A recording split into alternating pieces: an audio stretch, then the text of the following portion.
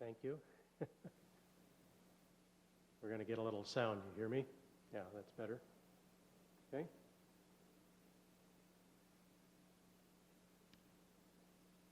We can go live whenever you want to as well.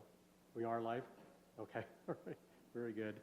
Oh, yep. Sure enough, here it pops up.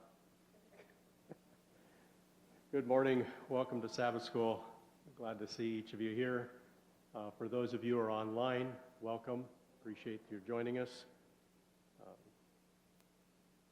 Sometimes I'm teaching and sometimes I'm watching, so I can appreciate the online experience. So we'll go ahead and get started. Let's begin with a word of prayer this morning. Our Heavenly Father, this morning as we spend a few moments visiting about your book of the Bible, the law, and how it relates to us, we ask that your Spirit will be here to guide and direct our thoughts. Help us to gain something from it that we can use in our lives. We pray in Jesus' name. Amen. So what is the one big lesson that God is trying to teach us in His Word? We narrow it all down to one thing. What's the one big lesson that God might be trying to teach us? That He's sovereign? Pardon? That He loves us. God is love? No? Okay. So let's go back to the story of the Garden of Eden. And even a little bit before that, we have creation. God creates a world. He fills it full of beautiful things. He creates a couple of human beings, and He tries to share the rulership of this beautiful world He just created with these humans. A cooperative kind of arrangement, but they don't have the ability to completely supervise this whole big world without His wisdom. So we start off in a Garden of Eden, and they're there to rule the earth and take dominion, but there is one little tree over here that they can't partake of. So you can do everything you want over here, but here you can't touch that. No, that's not. What's that sound like?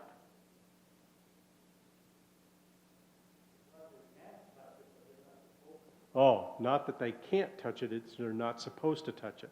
Okay? So why is that tree even here? What would you call that? Would you call it a test? A temptation? Okay? So does God tempt us? Or does God test us? Okay? How strong their free will was. Okay? So along comes another being, and he also lays out a choice for Adam and Eve and says, now what God said doesn't matter. That's not true, and his reasons for not telling you the truth are that his motives are not entirely pure. But I'm eating of this tree. Nothing's happening to me, see? And so if you do what I say, what's going to happen is you're going to become like God, and you're going to know good and evil. Was that a lie? Well, that one item was not a lie. You will know good and evil, just like God does. So that was some knowledge that he would have preferred we did not experience, but it happened. So let's move down a little bit into history. So God comes to Abraham and says, I'm going to move you and your family off across, and I'll show you where to go. A choice. Do what God asks. Do what you want. Another test. Things don't go too well. We get to Egypt, things happen. He has to lie about his wife being his sister. And so, pardon? Has to? Yeah, chooses to. Probably a better word. Absolutely. Chooses to. And so, also a test. Now, he gets to Egypt, and he chooses to lie to the king about who his spouse is. For what? For fear. And yet, if he would have done the right thing, he would have followed God's direction, but once again, he followed his own, and what was the outcome? You would have thought he would learn, because later on, he's been promised that he is going to have a son, and nothing happens. Here they're in their 90s. Well, Abraham lived to be 175, so maybe he was in his quote-unquote 50s at 90. But even so, he's getting past child-rearing age, and Sarah's probably not too far off either. They both think that this is not going to work out well. They need an heir, and so they take things into their own hands, again, choosing this answer to the test instead of this answer to the test. Now, some people would say, well, why is God testing us? Doesn't sound like it's fair. We put you in this garden, you got a test. You're going to follow God, you got a test. Well, the deal is that whether a test is a good thing or a bad thing kind of depends on the motive of the person who's testing you and what they want for you in your outcome. And so we see these experiences throughout the Old Testament where God is setting up tests.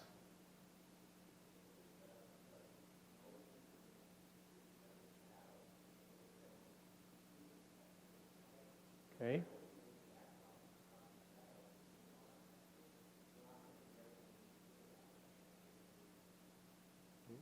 So no instrument of battle is any good until it's been tested to see whether or not it's going to. Now, we don't let people work on your teeth or teach your kids or do just about anything in our society without testing you first.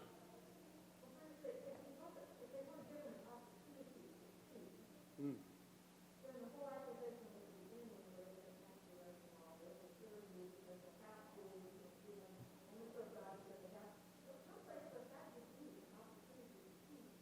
Yeah.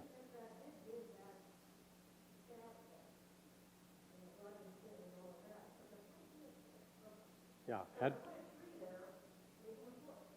So now you've created a choice.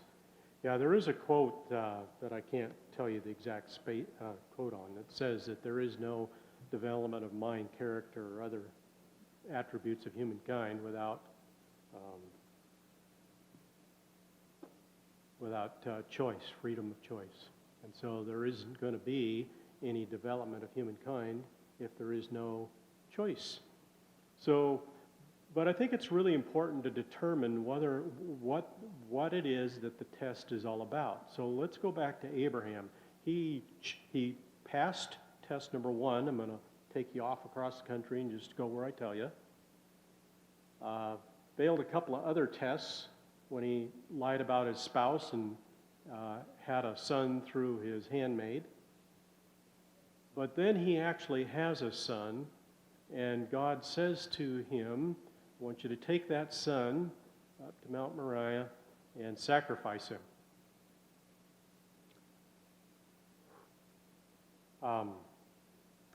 There are variations of childhood games that we used to play, some of them kind of stupid, where you would say to your opponent, do you trust me? And you'd throw a little pocket knife and ask him again, you trust me? Kind of reminds me a little bit about what Abraham's going through. So Abraham is on his way up to Mount Moriah to sacrifice his son. Does he pass this test? He passed this one. How do we know that he passed this test? Well, maybe it's more accurate to say he chose God's answer to this question instead of his own answer to the question. And I think this is really important as we get through our Sabbath school lesson this morning, which talked about the law and what it is, the one big lesson that God's trying to teach us through His Word.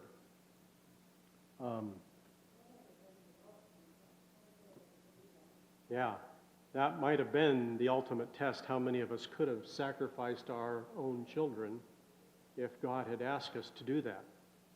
I often think of the situation that Job found himself in. Now, there's more concerning things about the story of Job. What happens if you're one of Job's first kids? We won't go there this morning. That's just a curiosity question on my part. Some people in this world, it just seems like their place is to mark as a place marker. But be that as it may, Job has a situation where he's constantly being given this choice, and the choice becomes more intense, and every time he chooses to choose God's answer to the question instead of his own answer to the question, everything gets amplified and moved up a step. So let's move forward in history, and now Christ has come. He's with his disciples in the Garden of Gethsemane, and he also has been brought to the point where he's got a choice to make. God's answer to this question or his answer? What was his prayer? If this cup can pass from me, please let it pass. Now that I'm here, this looks too much, even for the Son of God. But not my will, but yours be done. So it seems to me that we get these tests in our lives. Now, what kind of tests do you and I experience? Do we experience tests? Many choices every day. What's God's answer to this question? What's my answer to this question? And our tendency many times is to doubt. Do the same thing that Adam and Eve did. Eve first. When the devil's talking to her about the tree of knowledge and good and evil, she's trying to decide, is God's answer to this question the good answer, or is this snake I'm talking to got something here? Which choice? Sometimes the choices are more subtle than that, and we can find ourselves in a situation where we make a bad choice. Let's say you're going somewhere let's pick Minneapolis, and it's an area of town that you haven't been in before, and you're driving around. Now, most of you these days would just follow your GPS. And sometimes your GPS will take you right there, and other times it'll take you on a little circuitous tour of the city before you get there. But eventually, so nowadays you do that, so maybe it's not a good question, but some of us have in our brains built-in maps. And so I'm one of those, and I can kind of tell where I'm at, no matter where you put me. It's not 100% accurate, as my wife will attest. But there are times when I'm driving, the GPS will violate my brain. Now I've got a choice. There have been times when the problem is it's a really, really difficult choice, because there have been times where the GPS has violated my brain, and I went with my brain, and it turned out the GPS probably would have been better. However, there's been an equal number of times where it's violated my brain, and it turns out my brain was right. And had we followed the GPS, we probably would have got there, but we would have been on one of those tours where it says turn left. You turn left and go a block, and then it says turn left. Then you go a block, and it says turn left. You go a block, and it says turn left. You're right back where you started. And it's confused. So some of those tests can be kind of subtle, and so we're not quite sure about where to go. Well, God's trying to give us some parameters by which we can determine, when we have these choices, which way to go. So some of those are found in the Old Testament. If you have your Bibles this morning, you can turn to Deuteronomy chapter 6. Deuteronomy chapter 6 and verse 5.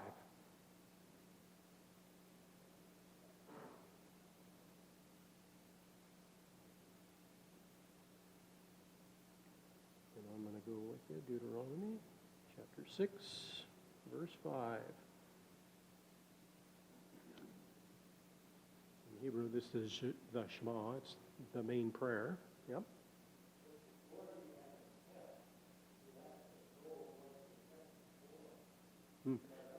Well, he asks if before you have a test, you have to know what you're testing for. And my question then is, back to you, is did Adam and Eve know what they were testing for? Well, they were informed about what they were supposed to do, but I don't think they fully understood the test. And there's lots of times in our situation, and this is why it's more important, because oftentimes we don't have enough information to give a 100% answer. So in my industry, I run into people, engineers are, as a group, are the worst. They're detail-oriented people, typically. They're the kind of folks that in order to make a decision to purchase a home, for example, they would need to know how many BTUs are lost out of the northeast window on January 1st of each year. Then they could maybe make a choice. Got to have every piece of information. I call those 100% answers, and when my clients call me, sometimes I said, well, do you want an 85% answer or a 100% answer? Human beings are really bad at risk analysis, by the way. We're atrociously terrible at it.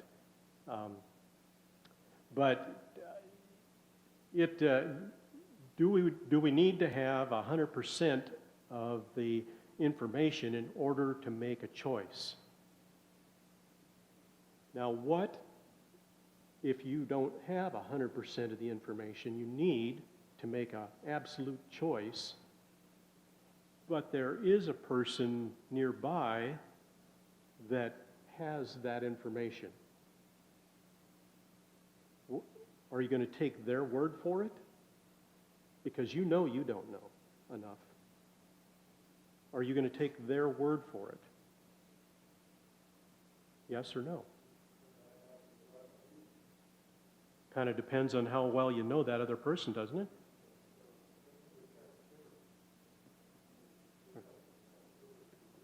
Yeah, that's right.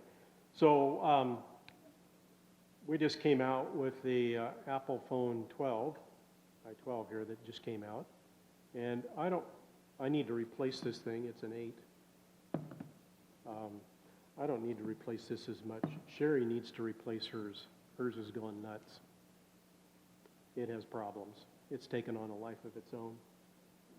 It texts people when she hasn't touched it. So if you get a text from her, don't be offended. It's usually not obnoxious things. It's like, thank you, right out of the middle of nowhere. To whomever it chooses to choose, get a text. So I'm trying to decide which one of the iPhones I should purchase for her. And so I'm going online to CNET to get the reviews so I can make an appropriate decision.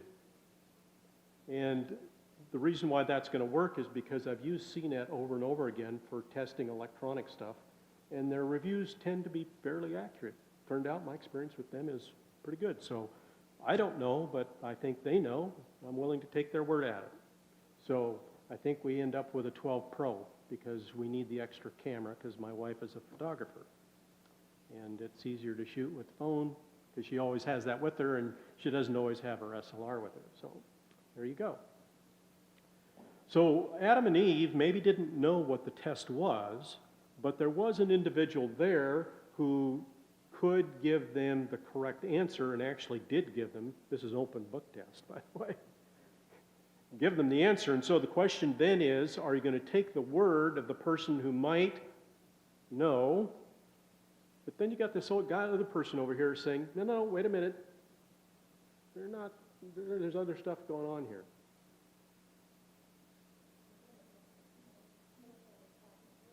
It was just a snake talking. If a snake was just talking to you, what would your reaction be? Yeah, well, there are some advantages to living multiple thousands of years after the fact. We do have some joint history to share, so for us, we would probably have a pretty good idea who was on the other side of that. But that's relatively new to them. So now Adam and Eve have a situation where they have to trust the person who's giving the answer over and above what's going on. They have to violate their own brain, what their own brain is telling them, and go with something that somebody else is telling them. Now, whether or not you're going to take somebody else's word for it kind of depends on the relationship you have and how much you trust them. And so God is trying to give us some clues. Let's go back here to our text. Deuteronomy chapter 6, verse 5 says, "You shall love the Lord your God with all your heart and with all your soul and with all your might."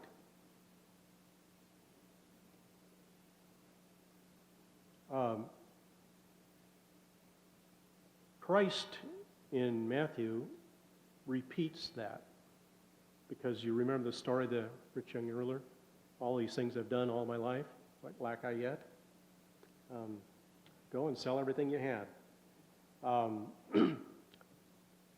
And the Pharisees also asked then about the law. He said, "I'm not here to destroy the law." That's found in Matthew 5. Everything boils down to this: love God and love your fellow man. Well, are we capable of loving God?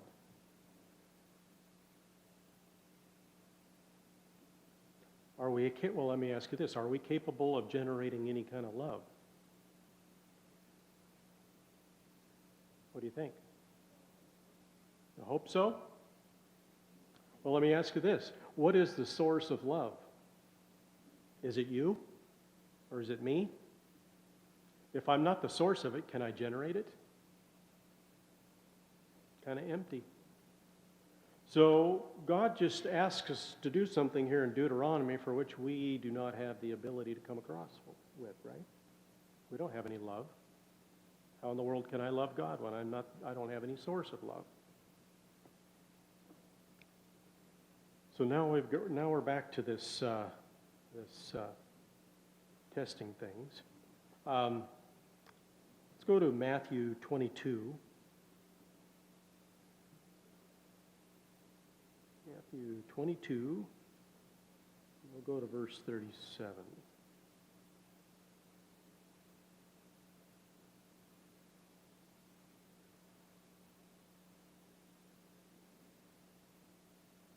And here we're going to quote what we just read, right? What's it say?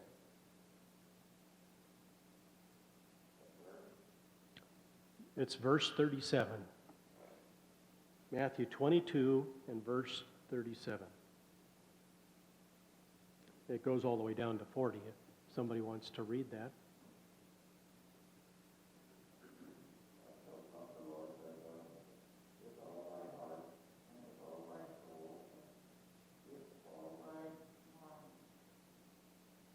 Yep.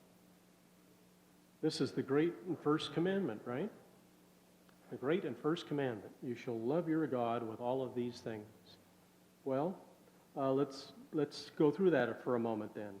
You shall love the Lord your God with all your heart, with all your soul, and with all your mind.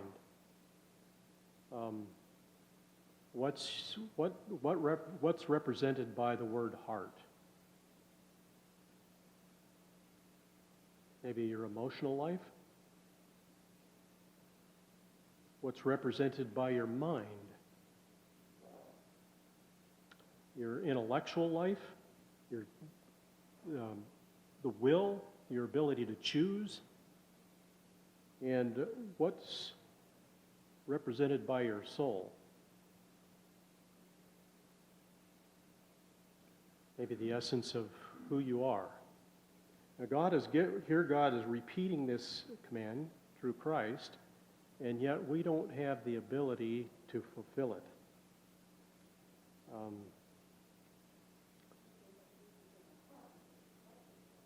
Okay, so if we have Jesus in our hearts, we could reflect his love and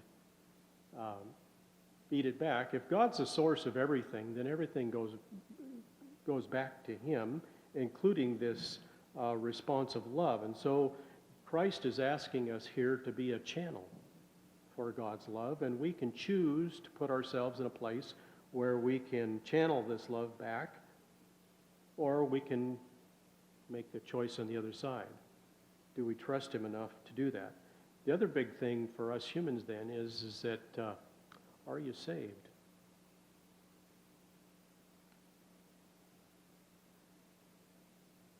Now, James tells us that those who call upon the Lord will be saved. What is it to call upon the Lord?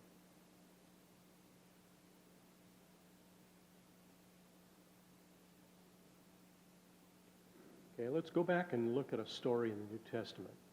There was a group of guys who got in a little fishing boat one evening after they had been somewhat disappointed by their Lord not accepting the kingship of Israel, and started rowing across the lake, mumbling to themselves. And a storm comes up, and they put everything they've got into that and come finally to the conclusion that it's bigger than them and they're going to die. Nothing they are going to do is going to save things. And off through the distance, they can barely make out a being or something walking across the water. And they think it's a ghost, but finally it gets close enough they recognize that it's Christ himself. And Peter gets all excited. You remember that story? He gets all excited and he says, what? I'd like to try that. He forgets all about the storm. Let's go walk on the water. Woohoo! Interesting story. So Peter does what? Jumps out of the boat?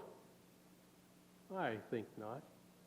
I think he steps 1 foot over and puts a little weight on it, because he does not trust at 100% to see if he can stand up. And what do you know? You think he just quick puts the other foot out? I'll bet you not. I bet you he's now sitting on the side of the boat with his feet on the water, pushing down on both feet to see how things go. And then he just stands up and starts walking. I think not. He leans on the boat and stands up, just in case. Not 100% trust going on there. Oh, maybe. But he's got his eye on the being. He's really focused over there. So he starts walking. And now he's getting more confident. This thing's going to work. So he gets a little prideful and turns around and looks at the guys in the boat as if to say, hey, look at me. What happens? No sooner does he take his eyes off the Lord than he can feel the water coming into his boots or into his sandals or whatever he was wearing. Maybe nothing at that point. He's probably barefoot, but who knows. But anyway, he's starting to sink. Now he's panicking. So he turns around to look for Christ, and he can't see him because Ellen White says the waves have come between him and the Lord. And as he's coming up over a wave, he can see Christ. And Christ is not too far away, and he reaches out his hand and says what? Lord, save me. So the most hopeful quote that I've ever read out of Ellen White says that the answer to that particular prayer is answered 100% of the time in the affirmative. It's always yes. It doesn't matter what Peter did. It didn't matter how much doubt he had in his mind. It didn't matter what the behaviors had been for the last week. It didn't matter if he stubbed his toe and cursed or whatever he did. It didn't matter. He reached out his hand to the Lord and said, "Lord, save me." And the Lord reaches his hand out and grabs him and lifts him up and says what? "O ye of little faith." So I think probably what our lesson is trying to, one of the main points of our lesson this week was, what are we to do with doubt? I think that's what the Bible's trying to teach us as a whole. What are we to do with doubt when it comes time to choose? Because we're not the source. We don't have all the answers. Will Christ save us in the end?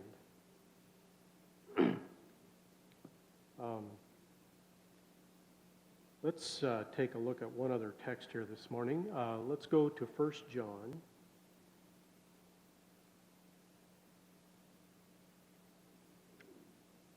1 John chapter 4 and verse 7.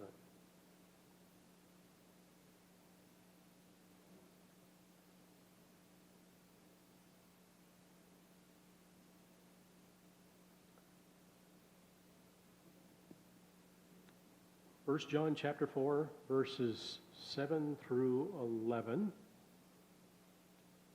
And you can read along with me. "Beloved, let us love one another, for love is from God." What we discussed already this morning. God is the source of love. "And whoever has been born of God knows God. Anyone who does not love does not know God, because God is love. And this, the love of God, was made manifest among us, that God sent his only Son into the world, so that we might live through him. In this is love, not that we have loved God, but that he has loved us. Beloved, if God so loved us, we ought also to love one another." So God is the source of this love, and whether or not we're able to share it with others, whether or not we're able to experience it and love other people, all kind of depends on what? One thing. Our choice and our trust. So God says that we are his children, and that when he's coming back to save us. And the question for us this morning is, are we going to take him at his word? Now, a lot of people would say, well, sure, why not? But I don't think it's that easy. We have the same experience that Adam and Eve had at the very beginning. When you have the tree of knowledge of good and evil and the tree of life, and it's your choice. We look back at that and think to ourselves, how hard could that be? But I have a sneaking suspicion that if we were placed in their environment and in their situation, we might have made the same choice that they made, because they had doubt in their mind. Now, in our case then, where's the doubt going to come from? Devil, and what's he going to be telling you?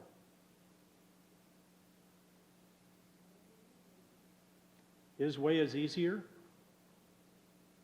Or more importantly, here's the litany of things. How in the world can God save you? You know your own heart. It's not a heart that can survive in heaven. As you get to know the Lord closer and closer, you'll come to the conclusion that there's no way you could be happy in heaven. That love would be too overwhelming for us. And the devil will bring that to us in a way, each in our own way, to make us doubt. And it's truly going to be a test. Now, one of the things that I think really would help is if you know the test, and it's an open book test, and you know what the answer is, you might choose what to do in advance. It's like being in the military. So if you're part of an artillery team, they do what? They set you up with a piece of artillery and a bunch of shells, and you and your comrades practice and practice and practice and practice. And then after a while, you practice for a while, they start blowing up bombs beside you, boom, boom, boom, boom. Then they get a 50 caliber machine gun and start laying rounds down around you. And the test is to see whether or not you can pay attention. You pick up your shell, you put it in the machine, you cock the machine, you pull the trigger. You pay no attention to anything else going on around you. You do that until you fall. And when you fall, the next guy steps up and he starts it. So I think in advance, they tell you in the self-defense stuff, you don't ever want to go out to the local gun store and just buy a gun and put it in a drawer and think that someday that when somebody comes waltzing through the door, you're going to use it. It isn't going to work real well. For those of you who are familiar with firearms, you know well. I shoot on a pistol league some, and I can tell you that it's really, really hard to be accurate with a 3-inch barrel. I don't care how good you are. And first of all, if you're in a high-stress situation, unless you practice that and have muscle memory, it is not going to go like you think it will. You might as well have not owned the thing. You might as well give it to somebody else and not even have it. You just hurt yourself or hurt somebody else. So to get into those situations, you have to make the choice in advance. Adam and Eve would have been better off had they made the choice. I think what the difference was with Abraham, he did go off and do what God asked him to do and wandered off across the country. But then he made multiple failures in there in between. But when it came time for a real test, he had learned his lesson, and he had made up his mind in advance that when a choice came up as to whether or not it was going to be God's way or his way, he was always going to choose God's way, and it did not matter. He wasn't going to spend any time thinking about it. And I'm thinking to myself, that's probably where you and I are at. If we're going to survive what's coming on this planet, and it's coming on us with spades. For those of you who enjoyed 2020, I can't speak for anything other than economics, which is a field of interest for me. If you enjoyed 2020, 2021 is just going to be a blast. You're going to just love it. More fun than we can imagine. So we have to start making these choices in advance, practicing our choices and saying, no, when I have a situation where I choose between what God has for me, what I think He wants me to do, and the other thing that I'm always and without thinking going to go this route, because if we look at what the stories in the Bible are, they're all about tests. Test after test after test, all the way through, people testing and failing and failing and failing. It takes forever for us human beings to catch on, it seems like. But the ones that succeed are the ones that finally say, it doesn't matter what I am. What it matters is what He says. And so God says that He loves us, and that if you call on His name, He's going to save you. Let's take Him at His word. I think our time is up this morning. So thank you very much for coming to Sabbath school and listening to me chat for a while.